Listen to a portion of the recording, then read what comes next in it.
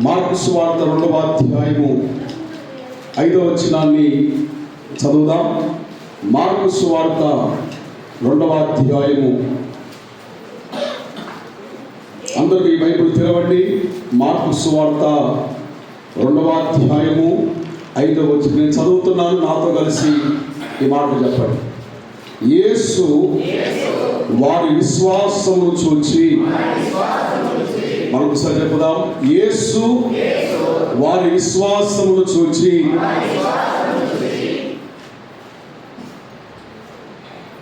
విశ్వాసమును చూచే దేవుడై ఉన్నారు. మన దేవుడు విశ్వాసమును చూచే దేవుడై ఉన్నారు. ఇక్కడ చదివినటువంటి లేఖన గ్రంథములో యేసు ప్రభు వారు కపెర్నహూములోనికి వచ్చారు. కపెర్నహూములోనికి వచ్చినప్పుడు అక్కడ అనేక మంది ప్రజలు యేసు ప్రభువు ద్వారా స్వస్థపరచబడడానికి అక్కడికి వచ్చారు. గుడ్డివారు, కుంటివారు, దయ్యముల చేత పీడించబడుతున్న వారు అందరూ కూడా వచ్చారు. అయితే అక్కడ కొంతమంది ఒక పక్షవాయువు గల వారిని యేసు ప్రభు దగ్గర తీసుకొస్తే వాడు బాగుపరచబడతాడు, యేసు ప్రభు దగ్గర తీసుకొస్తే వాడు బాగుపరచబడతాడని వారు విశ్వాసము కలిగి ఉన్నారట. పక్షవాయువు గల వానికి విశ్వాసం ఉన్నదో లేదో ఇక్కడ రాయడం లేదు, కానీ కొంతమందికి విశ్వాసం ఉన్నదట. వీడిని యేసయ్య దగ్గర తీసుకొని పోతే వీడు బాగుపరచబడతాడు అని వారు ఏం చేశారు, ఒక నలుగురి చేత ఆ యొక్క పక్షవాతం ఉన్నటువంటి వ్యక్తిని మోసుకొని వచ్చారు దేవుని సన్నిధికి. అయితే వారు వచ్చే వరకట ఆ ఇల్లంతా కూడా ప్రజలు నిండిపోయారు, జన సమూహం నిండిపోయింది. వాకిట కూడా జన సమూహం నిండిపోయారు. కనీసం నిలబడడానికి కూడా స్థలము లేదు, లోపలికి పోవడానికి కూడా స్థలం లేదు. వాళ్ళు ఏం చేశారంటే ఇంటి మీదకి ఎక్కి ఇంటి మీద ఉన్న పెంకలు తీసి ఆ మంచంతోనే ఆ యొక్క పక్షవాతం ఉన్న వాడిని యేసయ్య యొద్దకు దించారు. ఆమేన్. ఇక్కడ 3 విషయాలు మనం గమనించాలి. మొట్టమొదటిది ఏంటిదంటే, పక్షవాయువు కలిగిన వారికి విశ్వాసం లేదు, అయినా కూడా పక్కన ఉన్న వారికి విశ్వాసం ఉన్నది. ఏమని? మేము యేసు ప్రభు దగ్గరికి వీడిని తీసుకొని పోతే వీడు బాగుపరచబడతాడు. ఈరోజు మన యొక్క వాక్య సందేశం అదే. మన విశ్వాసమును బట్టి దేవుడు వేరే వారికి స్వస్థతను అనుగ్రహిస్తాడు. స్తోత్రం చెప్పండి గట్టిగా, 2 చేతులు బిగ్గరగా స్తోత్రం చెప్పి. నీ విశ్వాసమును బట్టి దేవుడు నీ భర్తకు స్వస్థతను అనుగ్రహిస్తాడు. నీ విశ్వాసమును బట్టి దేవుడు నీ పిల్లలకు స్వస్థతను అనుగ్రహిస్తాడు. నీ విశ్వాసమును బట్టి నీ స్నేహితులకు దేవుడు స్వస్థతను అనుగ్రహిస్తాడు. వారి విశ్వాసము ఉన్నా లేకపోయినా నీ విశ్వాసమును ఆయన చూచే దేవుడై ఉన్నాడు. బైబిల్లో చాలా మందిని యేసు ప్రభు ఆ విధంగా స్వస్థపరిచాడు. అసలు విశ్వాసం అంటే ఏంటి? ఎబ్రీ పత్రిక 11వ అధ్యాయము మొట్టమొదటి వచనంలో రాయబడిన మాట ఏమిటంటే, విశ్వాసం అన్నది, చదవండి ఆ మాట, నిరీక్షించబడు వాటి యొక్క నిజ స్వరూపము. అమ్మా చదవండి. విశ్వాసం అన్నది నిరీక్షింపబడు వాటి యొక్క నిజ స్వరూపము. నా వైపు చూడండి అందరూ కూడా. నిరీక్షణ అంటే ఏంటి అమ్మా? నిరీక్షణ అంటే ఏంటి? ఎదురు చూడడము, కనిపెట్టడము, నిరీక్షిస్తున్నాం. మీకు అర్థం కాని చెప్తున్నా, వైపు చూడండి. ఒక తల్లి గర్భవతి అయింది అని ఎప్పుడు తెలుసుకుంటాం మనము? చెప్పాలి. ఒక తల్లి గర్భవతి అయిందని ఎప్పుడు తెలుసుకుంటాం మనము? ఆమెకు వామిటింగ్స్ అవుతాయి. వామిటింగ్స్ అయినప్పుడు, కొంచెం అనీజీగా ఉన్నప్పుడు ఆ పెద్ద మనుషులు ఏం చేసేవారు, గుర్తుపట్టేవారు ఈమెకు ప్రెగ్నెన్సీ ఉందని. నేను అంటాను, అప్పుడు ఆమె కడుపు ఏమన్నా ఉబ్బినట్టు ఉంటుందా? చెప్పాలి. ఏమైనా కనబడుతుందా మనకు? సింబల్స్ ఏమైనా కనబడతాయి? ఏమైనా కనబడే. ఆమె ప్రెగ్నెంట్గా ఉంది అని చెప్పడానికి కడుపు ఏమీ బయటికి ఉబ్బదు, లోపల పిండం ఉన్నట్టుగా కదలికలు కూడా ఏమీ ఉండవు. కదలికలు ఏమైనా ఉంటాయా? లోపల పిల్లవాడు తగ్గుతున్నాడు అన్నట్టుగా ఏమైనా అనిపిస్తుందా? అనిపించదు. ఏమీ లేకపోయినా ఆ వాంతులు జరిగినప్పుడు మనం అనుకుంటాం ఏంటంటే ఈమె ప్రెగ్నెంట్గా ఉంది లేదా గర్భవతిగా ఉంది. లోపల ఉన్నటువంటి పిండాన్ని మనం చూస్తామా? చూడము. నిరీక్షణ ఉన్నది అని నిరీక్షణ, లోపల పిండము ఎదుగుతూ ఉన్నదని నిరీక్షణ, అది మన కళ్ళకు కనబడకపోయినా నిరీక్షణ కలిగి ఉంటాం కదా, అదే విశ్వాసము. స్తోత్రం చెప్పండి గట్టిగా. నీకు కనబడని వాటిని నమ్మటమే విశ్వాసం. కనబడేది ఎవడైనా నమ్ముతాడు, పుట్టిన తర్వాత ఎవడైనా నమ్ముతాడు. కానీ పుట్టక మునిపే, గర్భంలో ఇంకా ఏ కదలికలు లేక మునిపే ఆ తల్లి నమ్ముతుంది, నా గర్భంలో ఒక శిశువు ఎదుగుతూ ఉన్నాడు.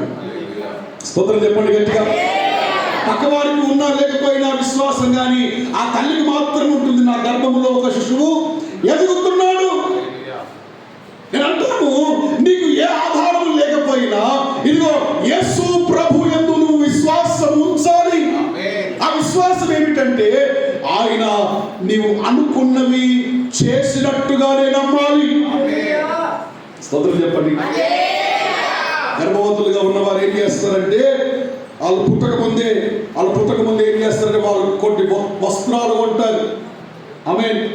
నా కొడుకు బిడ్డను కొడుతుంది అని చెప్పి వారికి కుదరు కొడతారు, కొత్త కొత్త బట్టలు కొంటారు. ఆమేన్. హల్లెలూయా. ఏంటది? నిరీక్షణ, విశ్వాసం. అంటే అర్థం కానీ చెప్తున్నాను, చూడని వాటిని నమ్మడమే విశ్వాసం. దేవుడి కార్యము చేస్తాడు, ఆయన చేయడానికి సమర్థుడు అని నమ్మడమే విశ్వాసం. ఎంతమందికి విశ్వాసం ఉన్నది? యేసు ప్రభు దగ్గర నేను వస్తున్నాను, ఆయనను బాగుపరిచే దేవుడని, నాకు విడుదలిచ్చే దేవుడని, నాకు ఆరోగ్యం ఇచ్చే దేవుడని, నాకున్న సమస్య నుండి విడిపించే దేవుడని ఎంతమంది నమ్ముతున్నారు? నమ్మడం వేరు, విశ్వాసం వేరు. మరలా నమ్మడం అంటే ఏంటంటే ఏదైనా ఆధారం ఉంటే నమ్ముతాం మనం. హలో, ఏదైనా ఆధారం ఉంటే నమ్ముతాం. నమ్మకం వేరు, విశ్వాసం వేరు. ఆధారం లేకపోయినా నమ్మడమే విశ్వాసం. స్తోత్రం చెప్పండి గట్టి. హల్లెలూయా. నమ్మకానికి విశ్వాసానికి తేడాది. నమ్మకం అంటే ఏంటి? తల్లి గర్భము దినదినము ఎదుగుతుంది. ఆ గర్భాన్ని ఎదుగుతున్నప్పుడు చూస్తున్నప్పుడు మనకు నమ్మకం వస్తుంది, ఈ గర్భంలో శిశువు ఉన్నాడు.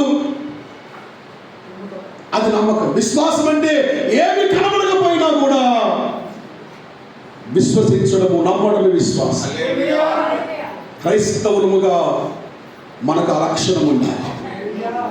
ఆమేన్. అన్యుల్లాగా మనము, యేసు ప్రభు కూడా ఆయన పునరుద్ధారణే తిరిగి లేచి తన శిష్యులకు ప్రత్యక్షమై కనబడ్డాడు. అయ్యో, ఇదిగో నా చేతులు చూడండి, నా చేతిలో మేకుల గుర్తులు ఉన్నాయి, నా ప్రక్కలో పల్లెపు గుర్తుంది, నా కాళ్ళకు మేకుల గుర్తున్నాయి, చూడండి. అందరూ చూచారు, విశ్వసించారు. తోమా అనే వ్యక్తి, ఆయన ఆ రోజు లేడట. యేసు ప్రభు ప్రత్యక్షమై వెళ్ళిపోయిన తర్వాత మరలా ఆయన వచ్చాడట.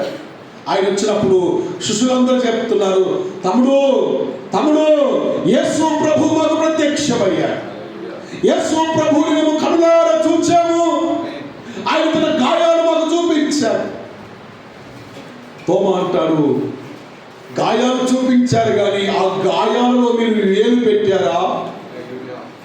ఆయన గాయాలలో మీరు వేలు పెట్టారా? నేనైతే వేలు పెట్టేవాడిని, వేలు పెట్టి నేను పరీక్షించేవాడిని. అది నిజమైనటువంటి చెయ్య కాదా? ఆయన నిజమైన వాడా కాదా అని నేను చెయ్యి పెట్టి ఏలు పెట్టి పరీక్షించేవాడిని.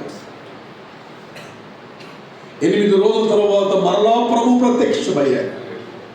తోమాతో అంటాడు, తోమా రా, నా గాయాల్లో నీ వేలు పెట్టి చూడు. స్తోత్రం చెప్పండి. హల్లెలూయా. యేసు ప్రభు అంటారు, చూచి నమ్మిన వాని కంటే, చెప్పాలి, చూచి నమ్మిన వాని కంటే చూడక నమ్మిన వాడు ధన్యుడు. ఆ తోమానే భారతదేశానికి వచ్చాడు. ఎప్పుడు వచ్చాడు? ఎవడు బ్రిటిష్ వాడు పట్టుకొని రాలే యేసు ప్రభుని ఇక్కడికి. హలో, 2000 సంవత్సరాల క్రితమే యేసు ప్రభు యొక్క సువార్త ఆయన తన శిష్యుడైనటువంటి తోమా ద్వారా భారతదేశానికి ఆయన తీసుకొని వచ్చారు. నిన్న మొన్న వచ్చింది అనుకుంటున్నావా? బ్రిటిష్ వాడు ఎప్పుడు వచ్చాడు? ఒక 270 సంవత్సరాల ముందు వచ్చాడు. మొన్న వచ్చాడు. వాడు తెచ్చాడు అనుకుంటున్నావా? కాదు. 52వ శతాబ్దంలోనే యేసు ప్రభు తన ప్రియ శిష్యుడైనటువంటి తోమా భక్తుని ఇదిగో భారతదేశానికి పంపించాడు. స్తోత్రం చెప్పండి గట్టిగా, 2 చేతులెత్తి స్తోత్రం చెప్పు.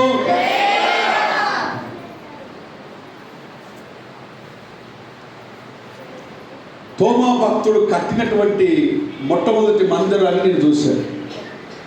ఆమె కేరళ ప్రాంతంలో 90వ సంవత్సరం అన్నది కూడా 90వ సంవత్సరంలో కట్టబడిన మందిరం అది.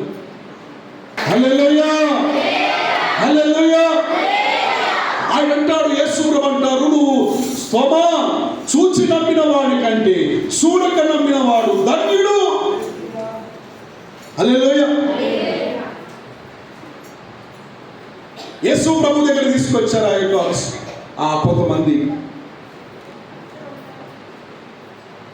ముందు చూస్తే మహా జన సమూహం ఉన్నారు, ముందుకు పోలే. అదొక ఆటంకమే కదా. లోపలికి పోదామంటే జనాలు ఉన్నారు, లోపలికి పోలేదు, ఆటంకమే. అప్పటికి కొంతమంది అనొచ్చు, అరే బాబు మమ్మల్ని మోసుకొని రమ్మన్నావు. ఇక్కడ చూస్తే చాలా మంది ప్రజలు ఉన్నారు, లోపలికి పోనివ్వడం లేదు. ఇప్పటిదాకా మనం పడిన ప్రయాసము వ్యర్థమైపోతుందేమో. హలో,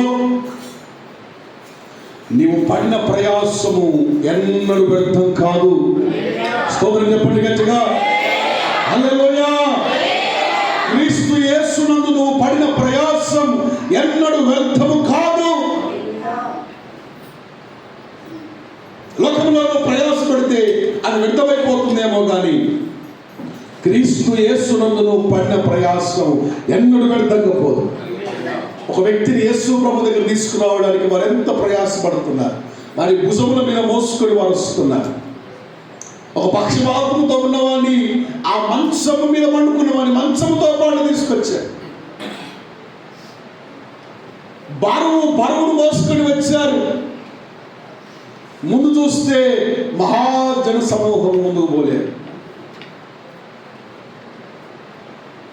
అది అర్థం కావడం. ఇప్పుడు ఏంటి మరి? వెనక్కి తిరిగిపోదామా? వెనక్కి తిరిగిపోయేటువంటి అవకాశము లేదు. ఆమె మనం ముందుకి పోవాలి. స్తోత్రం చెప్పండి. మనం యేసు ప్రభు దగ్గరికి వెళ్ళాలి. వెనక్కు తిరిగేటువంటి సమస్య లేదుగా. మరి ఎలాగ పోవాలి?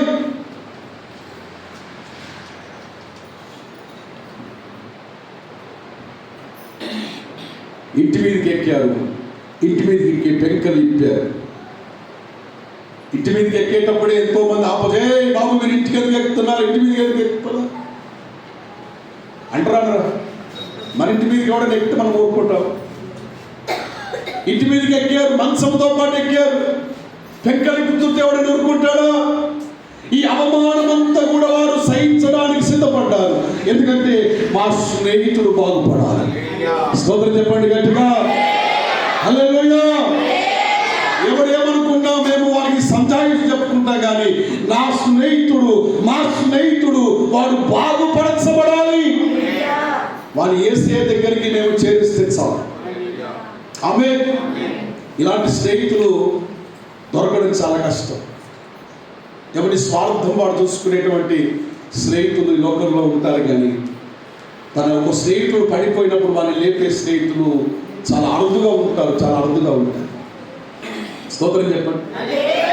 ఒక 4 స్నేహితులు చిన్నకున్నప్పటి నుంచి పెరిగి పెద్దగా అయిన తర్వాత అందులో ఎవడైనా అప్పుల పాలైపోతే మిగిలిన ముగ్గురు వానికి సహాయం చేస్తారా?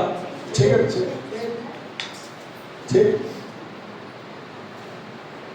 ఒకవేళ చేస్తే చాలా మంచిది.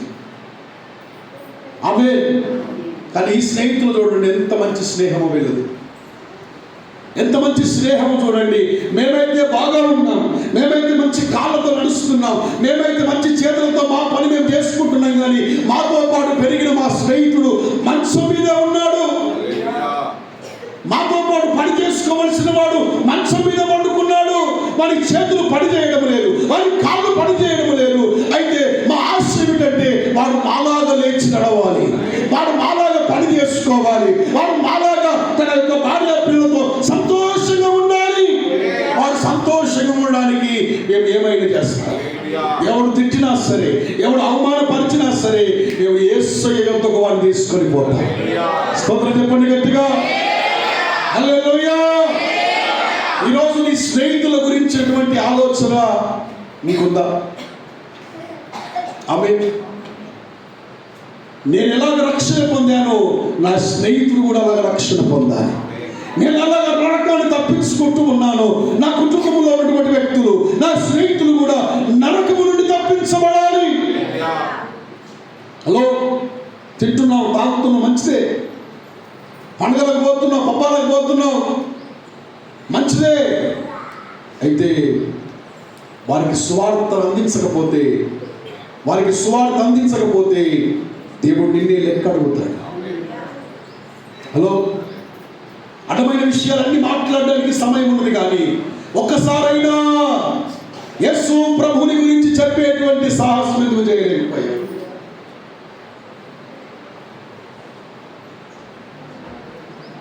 ఒక ఆయనట చనిపోయి నరకానికి పోయాడు.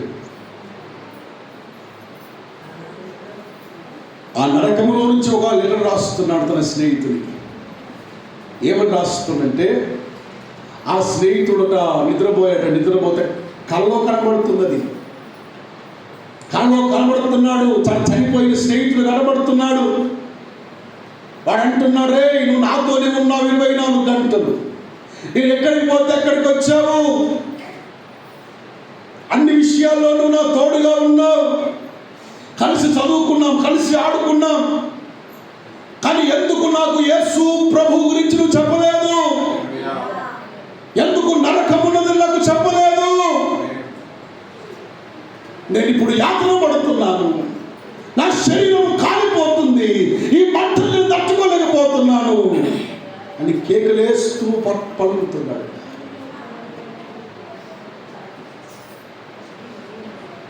సంగమా,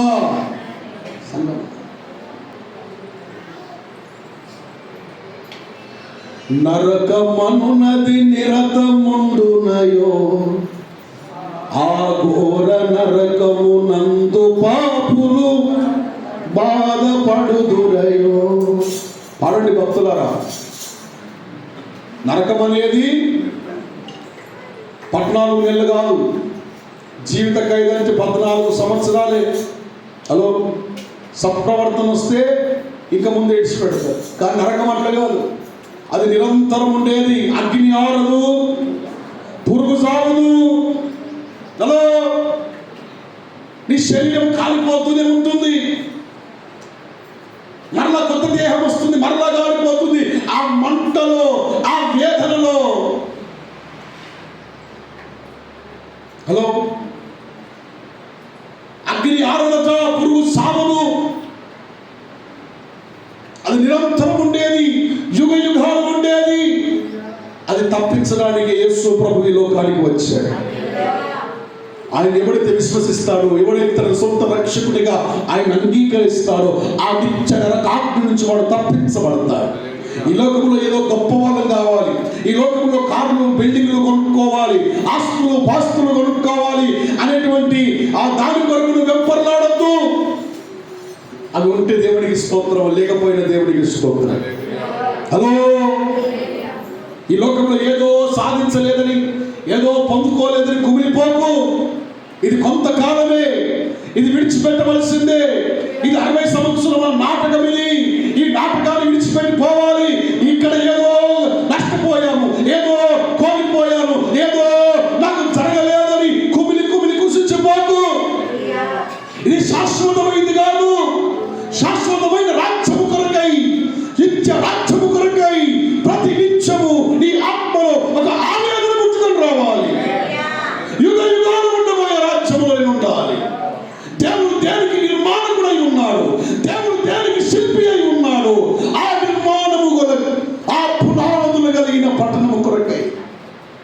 నీవు నేను ఎదురు చూడాలి. ఆమె ఈడేదో సాధించాలి, ఈడేదో సాధించాలి. ఏం సాధిస్తాము? సాధించిన వాళ్ళందరినీ చూడు, వాళ్ళ సమాధులే ఉన్నాయి కానీ ఏమీ లేదు. గొప్ప గొప్ప ధనవంతులు చూడు, వాళ్ళ సమాధులే కనబడతాయి. ఎవరు సాధించారు? ఏం సాధించారు? కోట్లు కోట్లు సంపాదించిన వారు ప్రాణాన్ని కాపాడుకున్నారు, కాపాడుకోలేకపోయారు. ఎంత సంపాదించినా విడిచిపెట్టవలసిందే. ఏమి ఉన్నా విడిచిపెట్టవలసిందే. ఈ లోకము కొరకై ప్రాకులాడింది చాలుగా నీ ఆత్మను కాపాడుకోవాలి. ఆత్మను కాక దేహాన్ని చంపే మనుషునికి ఎందుకు భయపడుతున్నాను? ఆత్మతో పాటు దేహాన్ని కూడా చంపగలిగినటువంటి దేవునికి నువ్వు భయపడాలి కదా. మనుషుడు ఏం చేస్తాడు? మనుషులు చంపుతాడు, అంతకంటే ఏం చేయలేడు వాడు. కానీ ఆత్మను కూడా చంపేవాడు ఉన్నాడు, ఆయనకు భయపడాలి. స్తోత్రం చెప్పి హల్లెలూయా. ఈ స్నేహితులు చూడండి, మావలే మా స్నేహితులు కూడా బాగుపరచాలి. ఆమె ఉన్నదా? ఎంతమందికి ఉంది ఆశ? నీ దోస్తుకి ఎప్పుడు ఏసై గురించి చెప్పినావా? హలో, యేసు ప్రభు గురించి ఎందుకు చెప్పలేకపోతున్నావు? ఎందుకు భయపడుతున్నావు? ఎందుకు సిగ్గుపడుతున్నావు? హలో, సత్యమును నువ్వు ధైర్యంగా చెప్పడానికి సిద్ధపడాలి. నువ్వు చెప్పేది అసత్యం కాదు, అబద్ధం కాదు. ఆయన సత్యవంతుడు, న్యాయవంతుడు. ఆయన గురించి చెప్పడానికి నువ్వు ఎందుకు సిగ్గుపడుతున్నావు?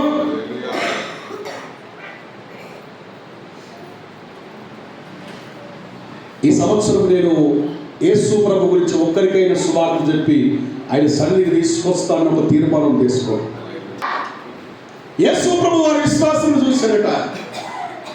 ఇంటి మీదకి ఎక్కారు, పెంకలిప్పి ఆ యొక్క పక్షవాతంతో ఉన్నవాడిని యేసు ప్రభు దగ్గరికి దింపారు. అప్పుడు యేసయ్యంట, యేసు వారి విశ్వాసమును చూచాడు. ఎవరి విశ్వాసము చూచాడు? చెప్పాలి. ఎవరి విశ్వాసము చూశాడు? వారిని తీసుకొచ్చినటువంటి తన స్నేహితుల విశ్వాసాన్ని యేసు ప్రభు చూచి ఆ యొక్క వ్యక్తితో అంటాడు, కుమారుడా, నీ పాపములు క్షమించబడ్డాయి, లేచి నడువు. స్తోత్రం చెప్పి గట్టిగా దేవునికి హల్లెలూయా.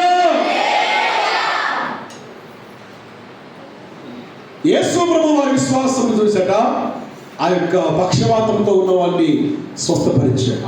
బాబు లేచిన నడుము అనగానే వాడు వెంటనే దిక్కున లేచి తన పరుపెత్తుకొని వాడు నడిచిపోయాడు. హల్లెలూయా. వచ్చేటప్పుడు నలుగురు మోసుకొచ్చారని, కానీ పోయేటప్పుడు వాడే వాడి మనసు ఎత్తుకొని పోతున్నాడు. హల్లెలూయా. అడుగుతున్నాము, యేసు ప్రభు దగ్గరికి నువ్వు ఎవరిని తీసుకొచ్చినా కూడా దేవుడు వారిని స్వస్థపరిచి వారికి నవ జీవితాలను గ్రహించే దేవుడై ఉన్నారు. నీ విశ్వాసాన్ని దేవుడు చూస్తాడు. నీకుండాలి విశ్వాసం. నా యొక్క స్నేహితుడు నేను యేసు ప్రభు దగ్గర తీసుకొస్తాను, వారిని నా ప్రభు స్వస్థపరుస్తాడు, వారికి నా ప్రభు సహాయం చేస్తాడని నువ్వు విశ్వాసం కలిగి నీ స్నేహితులను కానీ నీ బంధువులను కానీ యేసయ్య వద్దకు తీసుకొస్తే నీ విశ్వాసమును చూచి యేసయ్య వారిని స్వస్థపరుస్తాడు. ఆమేన్. అలాగా చాలా కార్యాలు దేవుడు చేశాడు. శతాధిపతి యొక్క దాసుని యేసును స్వస్థపరిచాడు. ఎవరి విశ్వాసము? శతాధిపతి విశ్వాసమే. మూగ దయ్యం పట్టిన వారి కుమారుని యేసును స్వస్థపరిచాడు. ఎవరి విశ్వాసము? వారి తండ్రి విశ్వాసమే. స్తోత్రం చెప్పగట్టి హల్లెలూయా. ఇవన్నీ వివరించడానికి సమయం ఉంది, చెప్తుంది. మూగ దయ్యం పట్టిన వారిని యేసు దగ్గర తీసుకొచ్చారు. ఆ మూగ దయ్యం అంటే వాక్యంలో ఉంది, మూగాత్మది. కొంతమందికి మూగాత్మ ఉంటుంది, ఉన్నదా?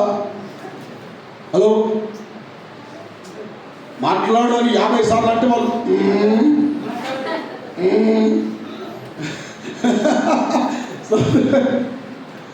మనమే ఎవరు? ఎవరిని? అమ్మా, అయ్యా, మాట్లాడు మాట్లాడు మాట్లాడు మాట్లాడు మాట్లాడు అంటే మనం అంతకంట అందంగా వాడు.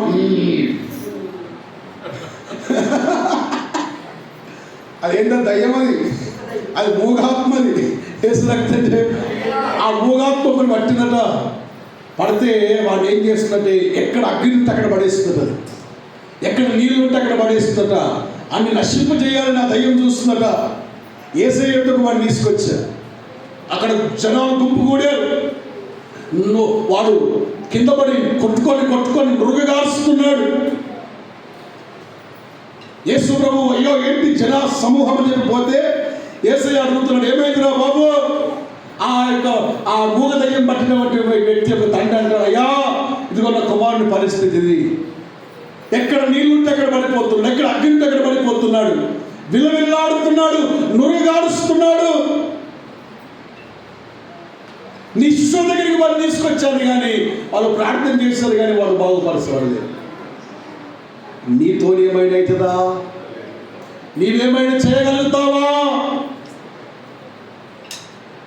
యేసు అంటాడు, మార్కు సువార్త 9వ అధ్యాయం 23వ వచనం. మార్కు సువార్త 9వ అధ్యాయం 23వ వచనం.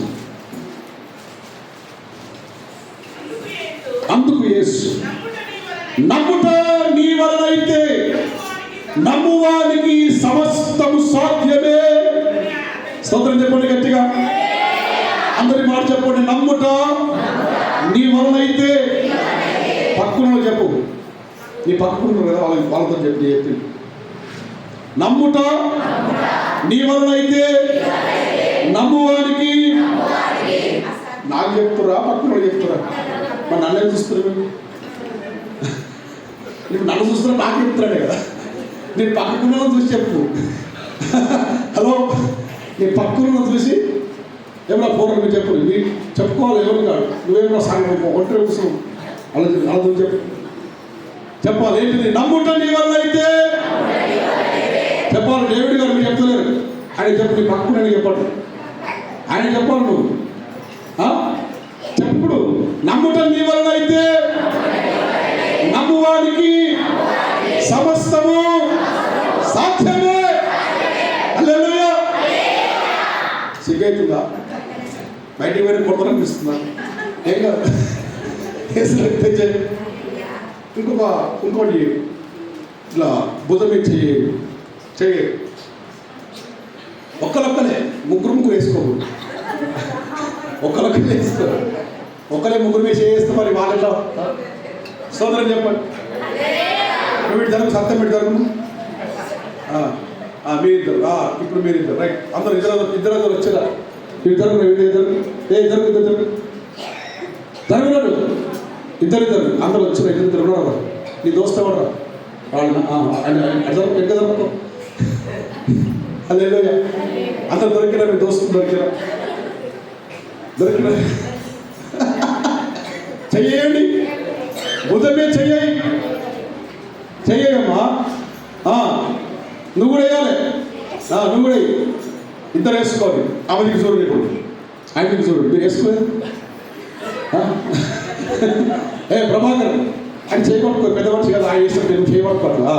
వేసిన తెచ్చేయండి. ఇప్పుడు చెప్పండి, నమ్ముట నీ వల్ల అయితే నమ్మువానికి సమస్తము సాధ్యమే. మరొకసారి, నమ్ముట నీ వల్ల అయితే. అబ్బా అంతకాలం చేస్తూనే ఉన్నాడు. ఏమన్నా అనురోగం ఉందా నీకు?